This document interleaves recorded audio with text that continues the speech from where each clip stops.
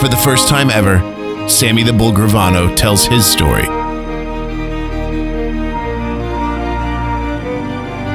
This is our thing.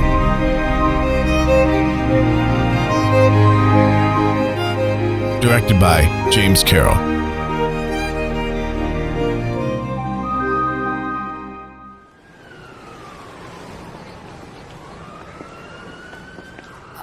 I think when Louis, he didn't give us up without plotting and planning and everything. I think what happened with Louis was that he was having problems at home.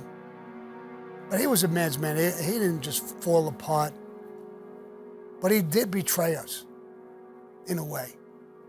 Not fully, but he did betray us by going partners, playing the fence. If they win, the Castellano and Bilotti, he's on their side. If we win, he's on our side. That's playing the fence. And in a way, you could say he did betray you that way. Should have stuck on our side. I think when he came out and really thought about it and they had lost and we found out everything, I think that weighed on his mind. You betrayed me. We're friends for a fucking 100 years, bro. I got him made. He couldn't get made. Johnny Rizzo didn't make him. I went over Johnny Rizzo's head to Tato. I did everything I'm not supposed to do to get him made, and I did it. And he got made because of me. I think all that stuff weighed on him. And he would have been the captain, taking my place, if he didn't betray me and stuck with us. Because he was as tough as fucking nails. And he was with me all the time. And not just for me, he warranted it himself. He was almost right. But Big Louie is a serious dude and a good guy. But I don't have as much history with Big Louie as I had with him. So, but I think all of that weighed on him. He knew now, John Gotti knew. The guilt factor, a little bit of a bad marriage, I think those things fucked him up mentally a little bit. Because the things he did, talking to Joey Bilotti, we're in the same boat, see, he felt guilty that he did the wrong thing. He thought Joe Bilotti was on a shit list because he was Tommy's brother. But he never knew he was in prison when we went and we saved him. We did not have any ill feeling towards Joey Bilotti. And that's why we saved him. And I treated Joey good. You know, I'm gonna get back to that Joey Bilotti thing for 1 second. I'm gonna show you how things twist and turn in life and in the mafia. After I cooperated, I left. Somebody went to Joey Bilotti. I was gone a while. And told Joey Bilotti, Joe Watts is talking to people. They're gonna suck Sammy's son in and kill Sammy's son. Joey Bilotti went to Joe Watts and confronted him. I was gone already, I cooperated. He told Joe Watts. Joe Watts denied it. He said, if one hair on Sammy's son's head is touched, I don't care who touches it or why. I don't give a fuck if he dies of a heart attack. As soon as he dies, I'll fucking kill you. So you better pray or make sure that kid is okay. And that's the thing. I saved Joey. I never knew this would happen. I found out years later. My whole family knows. And a lot of people notice what happened. My son knows it too. And I never really got the kid that they talked to who was almost willing to set my son up. If I was able to knew who he was and was able to talk to him, I will be talking to him in past tense because he would be dead. Gladly on my part. I don't like killing him. I would enjoy killing him. But, so look at how this whole thing turns around. And he goes to Joey Bilotti and tells him, of all people, we're in the same boat. And feeling like, we're both on a shit list, we friends now. you know. So it's weird how the whole thing turns around. And I think, getting back to Louis Melito, he felt all of this guilt. Joey was a tough guy, bloody, and he just ripped into Louis. He didn't tell him gently like I'm saying. He ripped into him, from what I understand. And Big Louis, again, another guy who was very close to me, wouldn't take none of his nonsense. But didn't try to get him hurt. He didn't do that. He just wanted him moved.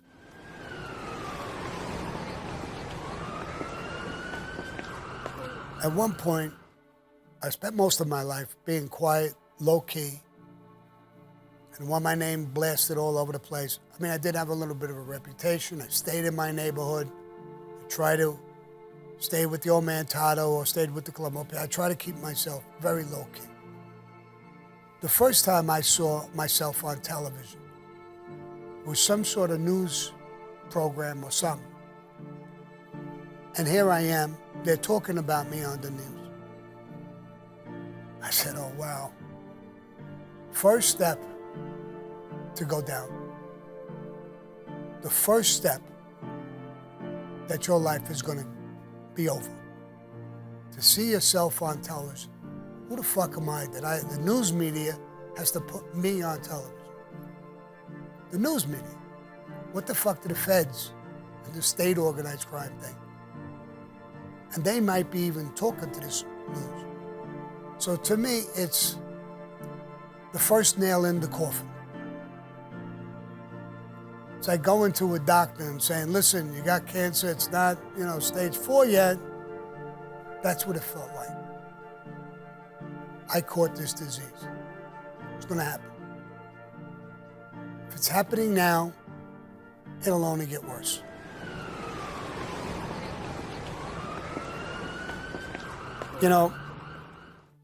We talked, me and John, a few times about titles. I became the consigliere and he was the boss. We had Joe Piney there. We had Frankie Licasio as an acting underboss when Joe Piney was gone. It was just me and him running everything, so the title to me didn't mean anything. But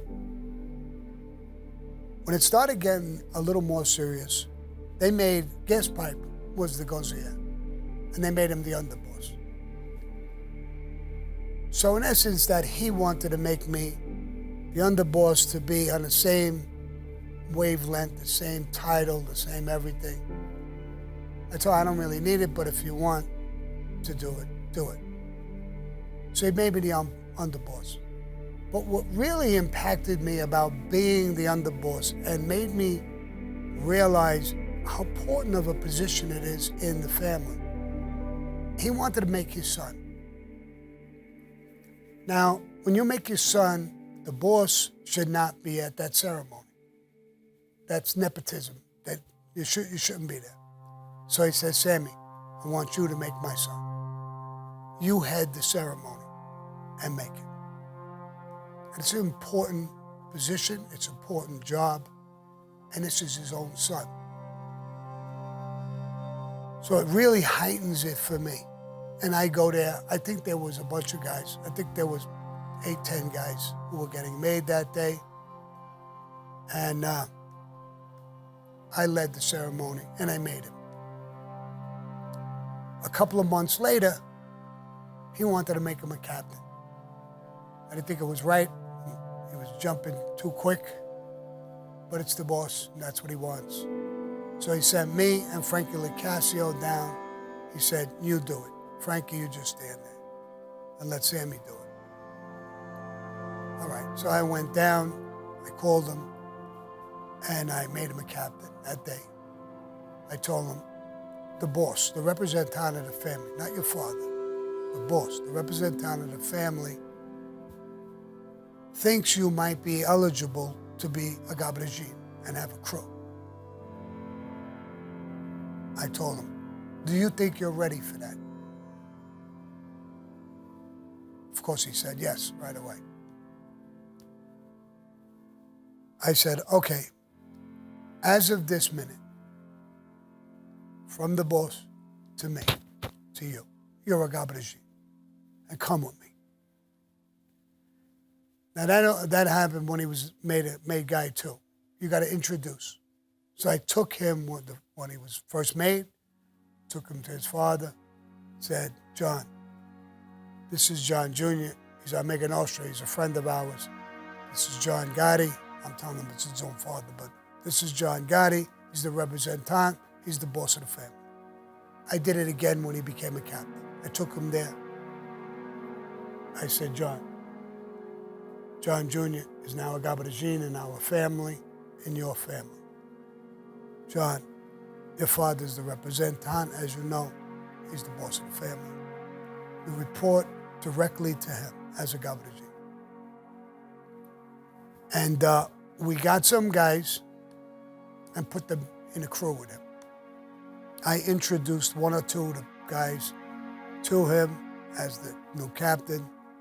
He's your captain, he's a Gabardine. So when you're in the administration, whether you're the boss, well, the boss is the ultimate, but the underboss or the conseiller, that's part of the administration.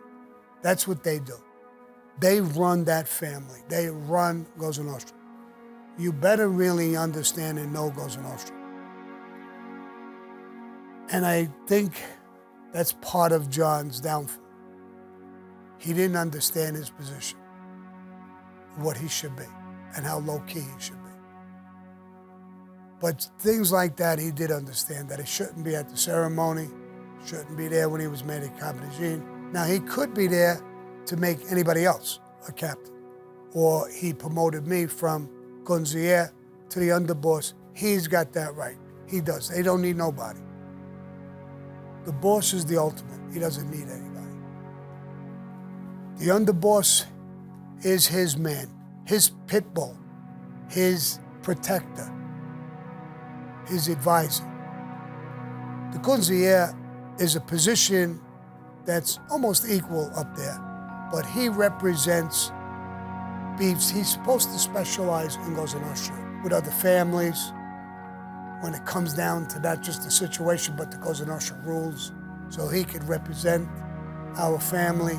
If somebody in the family, a captain or a maid guy, has, I'll just call it a bad understanding with the boss about something, he gets in between, talks to that captain and the boss, and wants to patch it up and make nice with the whole situation.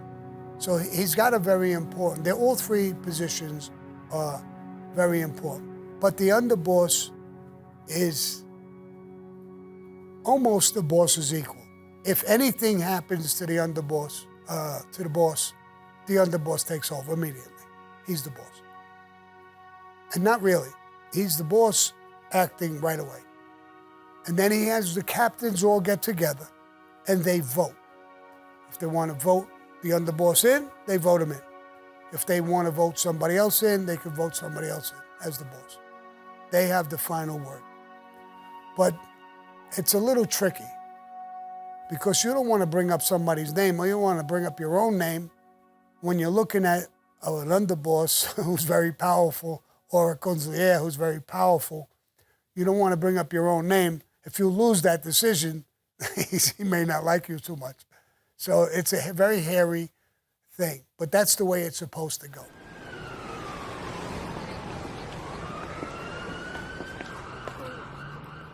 Right after Frankie the Chico died, I'd say maybe a year later, there were so many things going on. I didn't have time to think of. I was just fighting off demons and problems and the feds and every other fucking thing. I didn't give it much time. But a couple of years after Frankie is gone, there was times, I had a farm. I would run away to the farm. I just had to get the fuck away a little bit and have some normalcy with my family. And I talked about my farm a couple of times, but it was my way to get away. There were so many times I went out, watched the horses run around in the corral or train, and think, I'm losing this beauty. This is like Cosa Nostra. We're losing it. It's deteriorating. Everything me and Frankie talked about. He's destroying Cosa Nostra. It hurt me to see it. It confused me a little bit. I thought so many times, how could I stop this? How could I change it?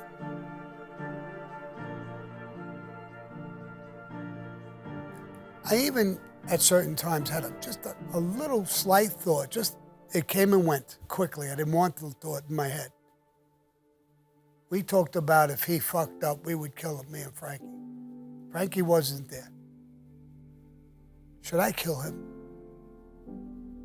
Should I get this fucking over with? Should I get him the fuck out of the way?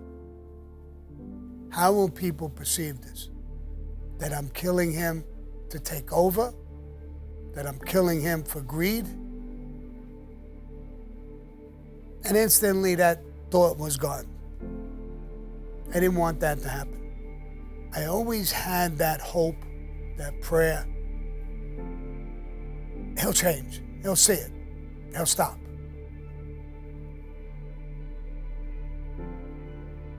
At some point in his life, he had a gumata, this Lisa Gastineau. I even went to him once. He complained about his wife being half nuts. I said, listen, John, why don't you go to the Hamptons? I got a guy, he's a construction guy, he's got a double lot right on the fucking ocean. I can get it for a reasonably good price. I'll build you a fucking mansion. You'll have a yacht. Take this broad with you, she's gorgeous. Live a little beautiful life out there a little bit. Relax. Calm it down. What do? I'll take over here. Don't worry about here. You want to put a couple of guys with me? It's okay. We'll take care of it. We'll calm it the fuck down. There's too much stuff going on. And you enjoy life a little bit. They could come and kiss your ass, the feds. They'll be watching you walking around, going to fancy restaurants, going out on your yacht. I mean, with a couple people, with some champagne, however you want to live. You want to live that life. Live it. We'll take care of here. We got Gabor in there taking care of what's supposed to be done. They could give me a fucking message. If it's anything that's super important, I'll shoot the fuck up to the Hamptons and talk to you. If it's not that important, let these Gabor, that's their job. Take care of their problems. And if there's something that they need me in to guide them or whatever, I'll talk with them and I'll guide them. If it's a major thing, I'll shoot right the fuck up here with you. He thought about it for a little while. He really liked this broad, this Lisa Gastineau. He thought about it a little bit, but he just couldn't pull himself away from this media hype, frenzy. I mean, it got so insane. I went there one day, a couple of days in a row, to his club in Queens. I saw his brother Pete. Where's your brother? He's in the club. He's getting a haircut. He's getting a haircut. I was here 2 days ago. He was getting a haircut. Sammy gets a haircut every day. Every day? How the fuck you get a haircut every day? Where is he? He's in the back. I went in the back of the club. In the back, he had a barber chair with a mirror, like you were in a fucking beauty parlor or in a barber shop. And the barber's standing behind him, clipping things, clipping his little hairs on the eyebrows, clipping hairs in his nose. I was dumbfounded. I'm a ball breaker, so I wanted to break balls. I said, John, lean forward a little bit. I'm going to kill the barber. The barber froze. He said, what the fuck are you doing? What are you talking about? I said, he's robbing you. How could you get a haircut every day? He said, no, Sammy, stop. He said, don't keep cutting. He's only joking. He says, they clip the hair in your nose. They do this, they do that. They had this guy, Bobby, this big fat guy. He was, what do you call those guys? A haberdasher. They do clothing. They know the whole line. Would buy all those clothes. Have them dry cleaned, ironed, pressed, and hung up. And he hung up exactly what he was going to wear. John didn't pick his own clothes. I don't know if people noticed. It was a show. He'd come there in a jogging suit. He was showered already. He would go and sit down. The fucking guy would wash his hair, blow it, comb it. This guy laid out the fucking clothes. One of the guys, a couple of guys, this guy Jackie knows, will get the car, how to be washed, and there can't even be a speck of dust on the car, in the car. So it was a show. The car, the clothes, your hair, the jewelry, the whole 9 yards. I don't even think fucking multi-million-dollar actors get treated like that. I said, John, it's like I want to be that guy who hits the clipper, click, act one, come out the door. It's fucking nuts, bro. We're gangsters, bro. Wear a fucking pair of jeans once in a while. Some ripped fucking bullshit jeans. Let's go fishing. Let's do something normal. This is the whole thing is a play now. It's a show. I didn't wear suits and shit a lot of times on purpose because I would go down to New York to meet him. And then from there, we go to Little Italy to a restaurant and eat. And then from there, we would go to some fucking nightclub or disco or some bullshit. I said, fuck this, I don't want to, I'm up 7 in the morning. I don't want to be sitting in the disco fucking regimes till fucking 1 o'clock in the morning. I'm not doing it. And then I might as well just tell my wife, goodbye, sweetheart. I'm a big shot. I'm never going to see you no more. I'm never going to see the kids no more. This isn't Cosa Nostra. We're supposed to be with our families. We're supposed to take care of our families. We're supposed to love them. This isn't a movie for me. But it was for him. I would goof with him just like I did with the Bob. A lot of times I'd say things to him. He'd be sitting down when we were on Mulberry Street in the club. Somebody was going to come in. I would go like this. What are you doing? I think you got a hair sticking out of your nose. What? I think you got a hair sticking out. This fucking Bob. Really? I would start laughing. I don't want him to get up and check but he was good. I could joke with him. You know, he was pretty good with that, with me. But he wasn't too good at it with other people. And I would sit there. Now, one day a captain comes in. I knew him so well that I know what's going to send him through. And he had a temper. He did have a temper. I knew it would send him through the roof. The captain comes in, hey, John, congratulations. I saw you on television. You're a superstar. And I'm not a superstar. So, yeah. It looks good, yeah. He says, I saw your wife and your daughter. They had diamonds hanging down. Fuck the agents. I'm going like this to the guy. John's sitting a little bit ahead of me. I'm going like this. He's not going to want to hear that. He don't want you to talk about his daughter. All of a sudden, John starts barking at him. You saw my fucking daughter and my wife's with diamonds hanging from their fucking ears?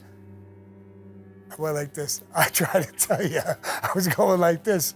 But he ripped his fucking ass. And then I just grabbed his arm. John, I got a message. I tried to stop him because he would carry on. He'd excite himself. He'd get even worse. John, I got a message. Let me tell you this here. Hey, do me a favor. Go in the other room and get a cup of coffee and then come back. John, just calm down, bro. He's an old time. He don't know what the fuck he's talking about, bro. He didn't mean no harm. He thinks he's, your daughter's so beautiful. She's got diamonds hanging out of her ass. He don't mean that. He's doing it. He's trying to be good with you. Calm down, bro. I give him that couple of minutes, and he calmed down a little bit. Oh, I forgot what his fucking name is. Hey, come here. Come back here. Sit down. All right. Don't talk about diamonds. Let's talk about something else. What are you doing in your club? How much is coming in? That's what he wants to hear. I would do things like that constantly. That's, I think, why Jeannie said, Sam, you're the only guy who listens to me. I was the only guy who would do things like that, say things like that, pick up chairs with bugs on them. I mean, I was able to get away with things like that with him. But towards the end, he started getting either so jealous of me and envious, I think, of how many people were reacting to me. There was two issues that came up. A guy in the Genovese family comes in and says, John, you really know how to pick them. Now, he's sensitive with words. I said, what do you mean I know how to pick them? Sammy, you can't do a job in the city of New York no more unless you get a fucking wink and a nod from him. Now, a normal human being would say, that's my man.